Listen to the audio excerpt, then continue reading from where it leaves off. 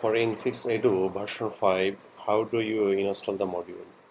It is very simply just you can go to your installation folder and there you can see a module folder.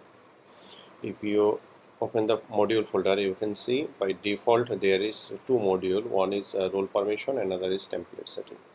Now you need to upload another uh, module which you purchased already.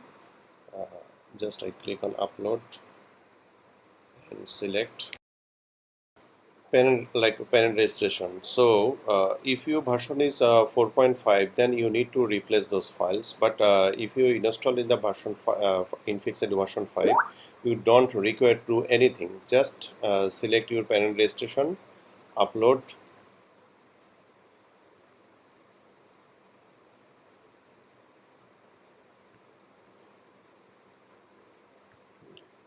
reload here and unzip this folder, unzip this file, reload, remove this zip. Done. After unzip the file, you need to log in your system and go to system setting. Here you can find module manager. Here is the module manager. So you can see here is the parent registration. You need to verify.